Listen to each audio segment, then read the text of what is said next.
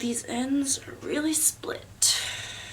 So I'm a college student. Have I mentioned that before? Several times? Well, probably won't be the last time you hear it. It's kind of my thing right now. Like I said, college student. And part of being a college student is that you have all these opportunities to do all these things that you've never done before. Sounds exciting, right? Well, I guess on some levels it is, but on many other levels it's extremely terrifying. Like, I don't know about you, but not only does change in general terrify me, but so does the prospect of change. And the idea that something I do or experience in college could change who I am or how I go about my life is really freaking scary. Now, when I say the words new opportunities and college together, I think most of you know exactly what I'm talking about. Parties. I'm mostly talking about parties. And it's not the parties themselves that are scary to me, but it's this whole idea that when you do things in college, you're supposed to do them in excess. And when you aren't doing them in excess, there are a lot of people who will tell you you're doing them wrong. And that's kind of scary too, because not only am I terrified to experience these things in the first place, but I'm expected to experience them without using any self-control or without holding anything back. And then it's not just that I'm expected to do all these things in excess, but there are actually people who will say, put a full cup of vodka in your hand and say something along the lines of, drink up. And it's not just like they're saying it, it's like they're commanding it. Oh wait, I'm pretty sure my parents are watching this.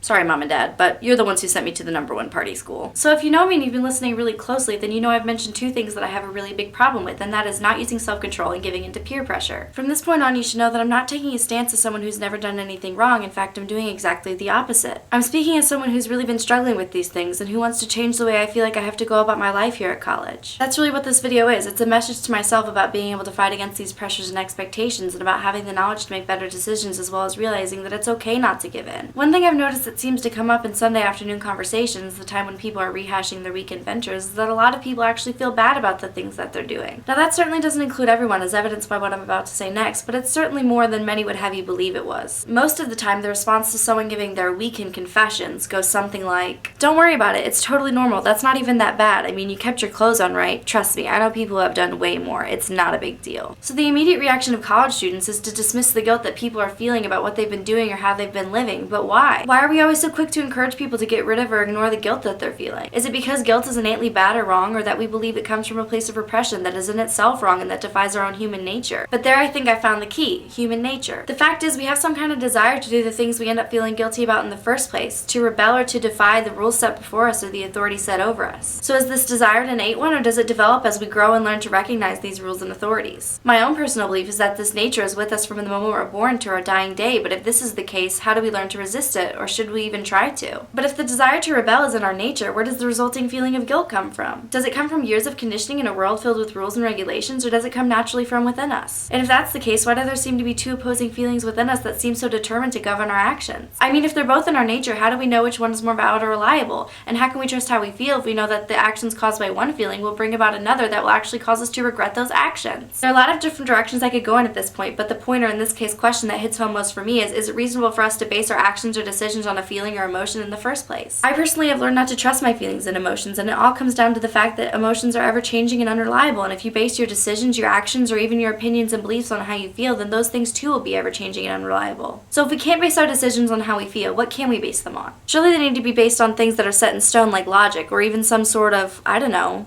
rules? Oh yeah, that's right. I'm bringing it full circle. Because the truth is, there are reasons we have rules in the first place. Not only do they keep our decisions, our actions, and our beliefs consistent, but they actually protect us from our own nature and can keep us from really getting hurt. Now, some would argue that we're supposed to get hurt in order to grow, and I don't disagree that growth is often a result of making mistakes, but I just think there are other ways to learn. I'm not saying there are more effective ways to grow, though I think there might be. I'm just saying there's alternatives to having to get hurt over and over again. But that's the thing about rules. They don't teach you anything if you just take them at face value, but if you take the time to dig a little deeper into why they exist in the first place, you can understand what it is they're protecting you from. As a storyteller, I believe that there's some sort of story behind every rule, but I think each comes back to the simple fact that someone at some point in time decided to do something, suffered the consequences, and then determined whether that thing was good or bad. So tell me, why do we ourselves feel the need to do the exact same thing in order to learn the exact same lesson in order to determine whether something is right or wrong? Again, I'm not saying that learning by doing or by making mistakes isn't an effective way to learn and to grow and understand things. I'm just saying it isn't always necessary. So the next time you feel like rebelling, breaking a rule, or even doing something just because someone expects you to, think about why